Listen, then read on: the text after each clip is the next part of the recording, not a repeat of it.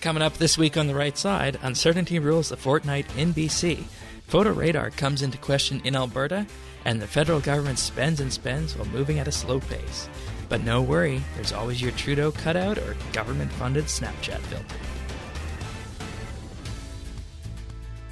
This is The Right Side, episode 16, recorded Saturday, May 13th, 2017, The Frivolity of Government.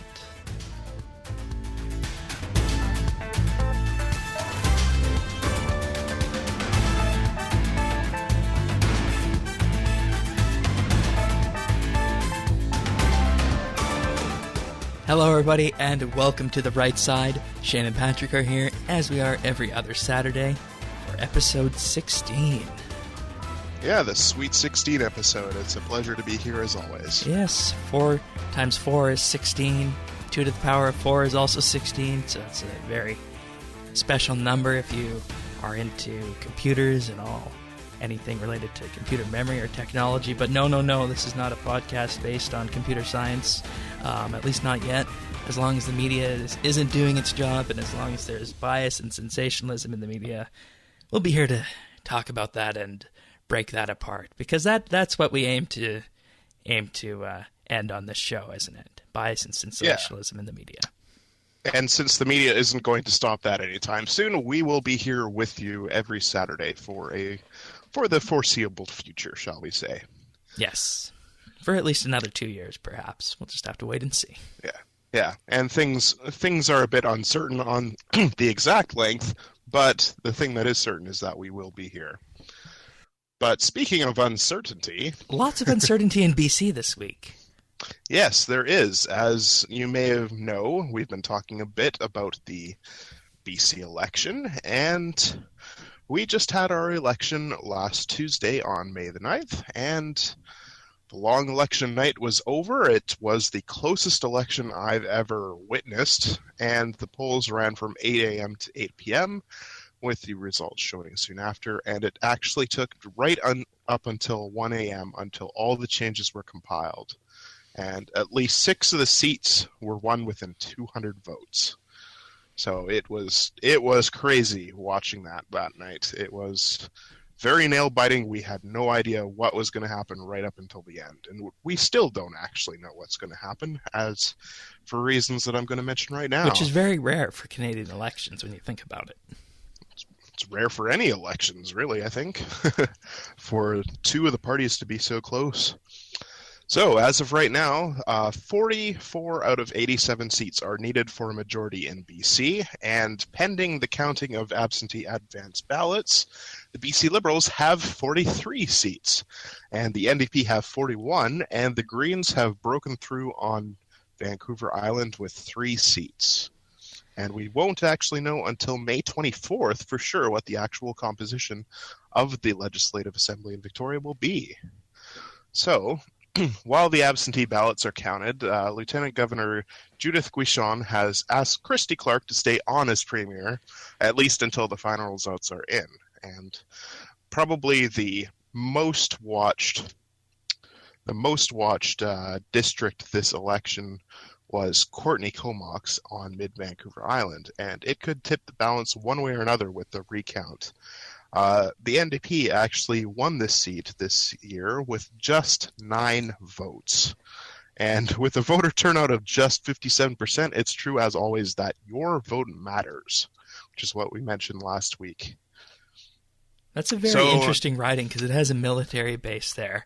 And, when it comes down to 9 votes, you can practically sway that with the people that you know if you get everyone you know to vote. Yeah, exactly. And 9 votes one way or the other can make the big difference in this election with, the Liberals having 43 seats. If it flips back to them, they could win a majority. If not, they have to get into a coalition. So 9 votes can decide this election, which is absolutely crazy when you think of how many ballots were counted into the 1.5 million or so. So So some things to note about this election. We've been following the news, probably me a bit more so, but I've been trying to keep track on all of the things that the media has been saying about this election, all the statistics that have come out from it, and we still don't know everything because of the recounts and everything. But there are a few things that are interesting to note about this election. And one of them was that the advanced turnout actually went from 11% in 2013 to 20% in 2017. But it didn't actually appear to translate to more people voting. About the same percentage voted in 2013 as in 2017. So it's interesting to note that Elections BC actually opened up more days for advance voting to happen into the end of April and a few days in the beginning of March, or May rather.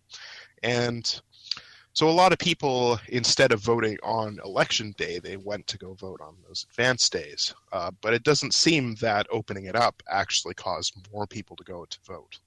So I thought that was kind of interesting. I knew that advance turnout would go up because of the open days, but I thought actual voting itself would go up because of that, but it doesn't appear to be the case. Yeah, and that's one thing that pundits always like to throw in is that advanced votes are high. That must mean that this certain group of the population is coming out for X party. But, it could just be that it was just a more convenient day and time for these people to vote in advance polls. Or maybe it's just the people who are want to lock their vote in and already knew beforehand. Because I have advance voted before, and I can say that lineups are typically less at the advance polling than on polling day. So that's a reason people might do that. I've also gone to advanced voting before. I didn't this time, but when I did go, I was literally the only one in the gymnasium. It was held at my old elementary school, and other than the elections volunteers and whatnot, I was the only one there. So, so it really just comes down to luck of the draw when it comes to lines. All right, so let's talk about the makeup of what the legislature is going to look like, because it looks like a lot. There's a lot of people saying things that might not be true. Yeah, so the media has been coming out with a lot of different headlines to try and grab our attention, and a lot of them aren't actually true. So many outlets, including the CBC and the Globe and Mail and the National Post, and basically every media outlet from every political spectrum you can think of, they claimed on election night that the Liberals won a minority, and that's quite simply not true. I think that winning a minority is not something that's actually taking place, because you don't win a minority, you lose a majority, and if you win a minority in their terms, it means that you have to work with another party to get your legislative agenda passed. So basically, winning a minority is basically like winning a stomach ache after eating too many burritos or something like that. And, there's one thing that I think lots of people aren't clear about is that in our constitutional system here, if you do not win an outright majority of seats, that is a minority government if it is formed. But in the case where no party wins a majority of seats, the incumbent government gets the first shot at trying to form government. Mm-hmm. And something else to note here is that with the absentee ballots not counted yet, and with that one riding one with just 9 votes, we can't really say that they won a minority because they may have won a majority. The NDP may flip some seats back, and they might have the plurality of seats. But right. What I think we should be focusing on here is that the media just put out these headlines, and they're just not true. They're completely false, because another few things that they've said is they claimed that vote splitting with the Green Party has elected the Liberals again. This is also not true. It's you can't say whether the Green Party voters that voted for them, which was around 17% of the votes this time, you can't say that they would all vote for the NDP, because a lot of them are probably disaffected Liberal supporters that didn't want to see the Liberals in power again. I know quite a few people that voted Green this time. in ridings that did go green that just didn't want to see the Liberals in power anymore, but they didn't like the NDP, so they voted green instead. So there's a lot of headlines coming out that the Greens should work with the NDP because they share a good deal of policies. But is this really the case? Because a lot of their voting population may think differently about the issues. And I don't think the two leaders like each other as well, because if I recall on election night, the Green Party leader started speaking, and then, not even a minute later, that position was sniped off by the NDP leader. Yeah, he had just started speaking, and he said, "What a historic night," and then I think all of the news feeds just said, "Oh, John Horgan has just stepped up to the podium, let's switch to him," and then basically it all went right over to John Horgan. So many didn't even see Andrew Weber, the leader of the Green Party, speak. And and if you could see it, if you watch the television debate, which happened, the most antagonistic relationship was not between the Liberals and any other party. It was actually between Andrew Weaver and John Horgan, and they were going at each other quite a bit, which really was something else to see. I wasn't expecting that whatsoever. So the fact that the Green Party is being said in the headlines to hold the balance of power, we don't really know yet, because if the recounts flip one way or the other, the Green Party may not even be necessary for the Liberals to maintain power, and they might win a majority anyways. But nevertheless, all of the leaders have been holding discussions. We don't really know what they have entailed, but we do know that they have been talking. So really, as of today, we don't really know how the election results will end up, and a few things are sure, though. The media really has not been reporting this whatsoever correctly. And there needs to be a way to count absentee advance votes closer to the election night so that our province is not held in uncertain limbo again. As of right now, we still don't know what is going to happen. May 22nd, correct for that? May 24th, actually, Right. which is 2 weeks from election night. So that's 2 weeks that our province is just going to be uncertain and that we won't know what's going to happen. How was the polling in this race? For once, actually, the polls conducted just before the election were actually right. Like, they failed miserably in Alberta, they failed miserably federally, and they failed miserably in the 2013 provincial election, but they were actually right for once because they predicted a lot of uncertainty with the Liberals and NDP in a virtual dead heat for around 40 seats each. But in that case, it actually turned out to be that way with a lot of uncertainty. So Eric Grenier, who used to hold the a lot of polling discussion on 308.com, he's now with CBC. He actually put out an article that said the polls have been vindicated, but they've only been vindicated in this one particular aspect. Who knows if they'll be right again or if they won't be, because they have failed miserably quite a few times in the past.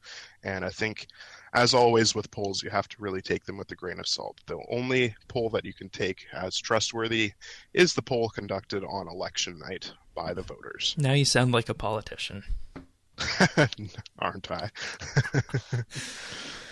All right, so lots of uncertainty, and I mean, I guess people from all sides can be happy from this, that there was no outright majority on election night for either party, maybe? I think a lot of NDP supporters are actually quite ticked off by this result because they wanted the NDP to win a majority, and they didn't. And as of right now, they're not close to one either.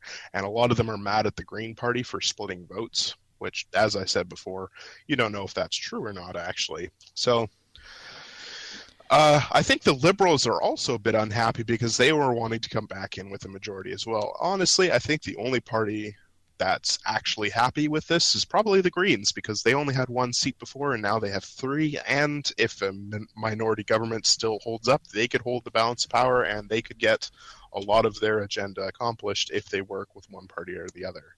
And that's very interesting for a first in Canada and a first in North America, actually, having the Green Party play a major role like that.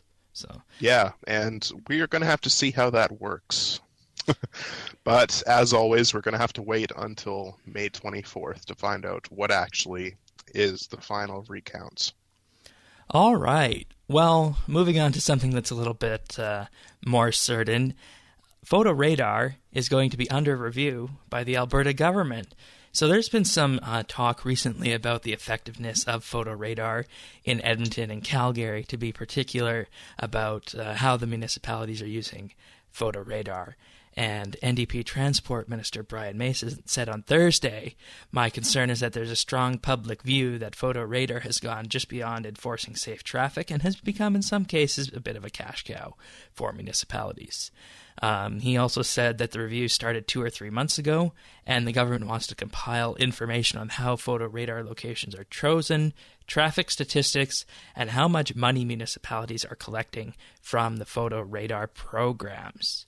As a further example, Brian Mason also notes that regarding the use of photo radar and resulting revenues, they have increased in Edmonton since the city of Edmonton took over the program from the police. Previously, the Edmonton Police Service used to run the photo radar program, but now it is run and staffed by the city, which, when you think about it, photo radar is seen as a law enforcement. So that's a little bit different there, isn't it?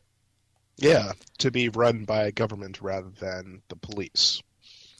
It's definitely very interesting. Yeah, and, the numbers kind of speak for themselves when it comes to Edmonton. Edmonton, on average, issues 0.8 photo radar tickets per licensed driver in a year, while Calgary only issues 0.42 tickets per licensed driver in a year. So that's half. Further this, just doing some comparisons, Alberta has 12.1 fatal crashes a year per 100,000 drivers, whereas Ontario has only 5 fatal crashes a year per 100,000 drivers. And Ontario doesn't have a photo radar system and haven't since 1995, though it is also worth noting that the Ontario government brought back photo radar explicitly for school zones in late 2016. So the question here that should be asked, and should be asked thoroughly by the media, of the municipal politicians and bureaucrats, is the following. Is photo radar making our roads safer, or has it turned into a major revenue stream? And following from this, photo radar is likely to become one of the key issues in this fall's civic elections, because this fall both Edmonton and Calgary are having civic elections. And this could become a wedge issue for many of the aspiring local municipal politicians, because, normally when it comes to municipal elections, they're relatively tame and there's not too many issues, and the issues are very local to those communities. But this is an issue affecting the entire city, so it could have huge ranging impacts in the elections this fall. Now, as to whether or not photo radar is something that people like in Alberta, specifically Edmonton and Calgary, the jury's still out on that, and I'm sure you could find even split down the middle of people who say yes, it makes the road safer, and those who absolutely hate the idea of seeing those cars alongside the road just waiting to ticket speeders who break the speeding limit. So. Yeah, and one thing I noticed for sure is that in BC, we got rid of photo radar back in 2001 when the Liberals first came to power, and that was one of the first things they did. And they also noted that in lots of surveys that they did, they found that a majority of people didn't like photo radar. They didn't think it made the road safer, and it was just a form of tax revenue, basically. Right. And they got rid of it, and even now they have mentioned that none of the three parties here want photo radar back, and it's not an issue, and they don't think that it makes the road safer, and the statistics support that as well. Since getting rid of it, the number of crashes or accidents have not gone up in BC since they got rid of it. So I think it's pretty demonstrable that photo radar doesn't actually make the road safer. So the fact that they're thinking of bringing it in is it doesn't seem like it makes much sense. It doesn't seem like it makes much sense. Yeah. And, I also think there's an issue here with this when photo radar is bringing in a huge revenue stream of upwards of $40 million a year for the city. And, when you put that number in context with the question of should it be removed or not, and the pressure that the municipal government faces, you can see why the city wants it and why the Alberta government is taking a review of it. So let's hope that this review comes back with some decent findings, and that the municipal governments will act on them, even if it hurts their bottom line. Because it doesn't make sense to have photo radar if the governments are just using it as a way to pad their coffers. So while we move from photo radar, which deals with government cash flow in the cities of Edmonton and Calgary, we do have another story this week on the Canadian front talking about government spending at the federal level. And the headline reads as Trudeau government close to breaking all-time record for per-capita federal spending. The Liberals plan to spend $8,337 per person in 2017. The all-time record sits with the former Conservative government, who spent $8,375 per person in the midst of the 2009 recession. At $8,337 per Canadian, federal spending in 2017 is equal to $22.84 per Canadian per day. In contrast, the projected per Canadian spending by Harper's Conservatives prior to their defeat was set at $7,760, or $21.26 per Canadian per day. Interestingly of note, this report not only covers program spending, and that means that it doesn't include money spent by the federal government on paying down our national debt. So what it means by program spending is this means let's talk about spending on the military, let's talk about spending on healthcare, let's talk about spending on law enforcement. Nothing regarding national debt payments or the interest on that debt is covered at all in this per capita spending. Which, of course, is going up and up daily, and with no plan to really reduce that. So not only are they spending close to the record, they're actually spending more than that on servicing the debt. Right.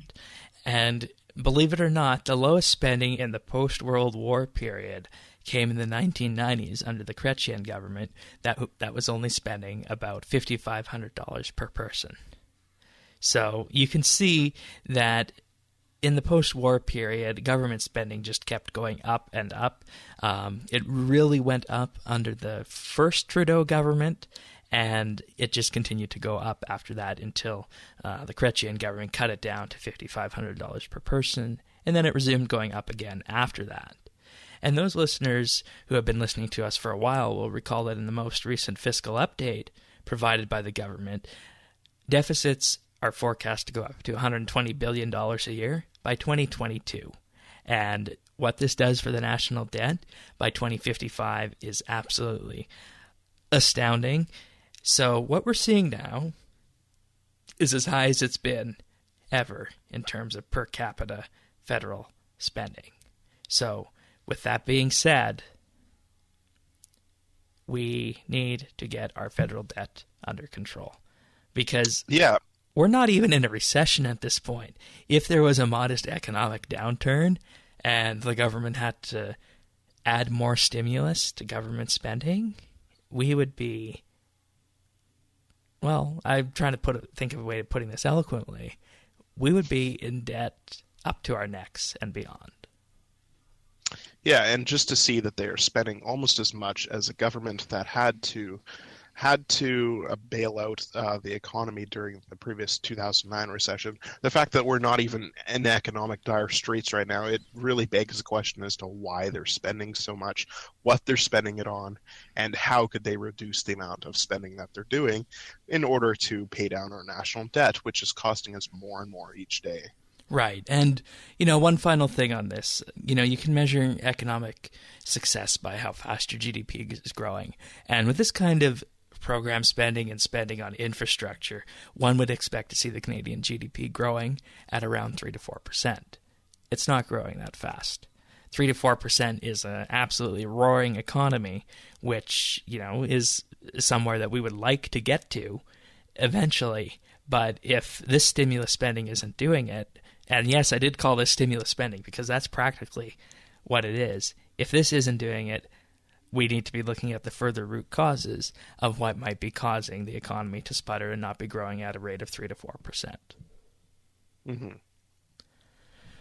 All right. So, lots of talk about money this week, both in Edmonton and Calgary and the federal government, and definitely something we need to be wary of, and that's why we talked about this, because this really wasn't mentioned much in the mainstream media at all this week. Mm-hmm. And with that, I believe we go on to the firing line, which is a segment that we use to highlight something that has not been really covered properly or wasn't covered at all in the media, or just something that we find really, really bad in Canada and that we want to highlight. And I believe our two stories here that are kind of short, but they kind of go together. I believe those fall under the last part, in fact. They both deal with the Trudeau government, as did our previous story. And I think something to note here is that the Trudeau government has actually been in the news so much on so many different things that we did actually add in an extra story this week just to highlight how much they've been doing this week. And for our first story, how little they've been doing. Our first one is that the Trudeau Liberals have only passed 17 government bills since coming into power. And since their election back on October 19th, 2015, which is about a year and a half ago, which is almost halfway through their first term, and if they do in fact get elected again, which, according to this, shows that they might not. So this is actually a much fewer amount than other previous majority governments, including Harper's term from 2011 to 2015. But the articles that I found do not actually provide any comparison numbers. They just say it's less. Only 2 Liberal private member bills have passed in the same amount of time, and many proposed bills are still actually making their way through the committees, the House of Commons, or the Senate, but none are noted as to about to imminently pass. So almost a year ago, back last June, the Senate actually sent back a bill to the House of Commons for amendments, but the matter has not actually been raised again. Like 7 other bills are currently in the Senate right now. So the question is the Senate holding up the government bills? But I looked into this, and not really. Many are being sent back for changes, but they're not getting rejected outright. They're just being sent back after consultation on how to improve them. And the House of Commons, which are led by a majority by the Liberals, they have not been raising the issue again or actually following through on them. So listeners are probably reminded of last week's episode 15, in which the government vowed to shut down debate in order to pass their legislative agenda. And so it's clear that they're not above blaming others for the fact that they have done so little governmental work.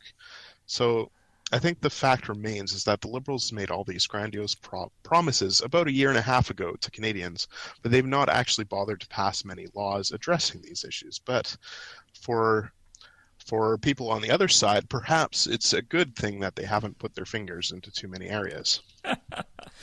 I like what you did there with that.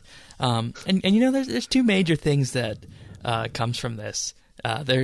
Of course, their campaign slogan in 2015 was real change, and it's looking like real change is no change. I mean, 17 government bills. Sure, there's a few things that have been changed there, but nothing truly groundbreaking that was in the platform.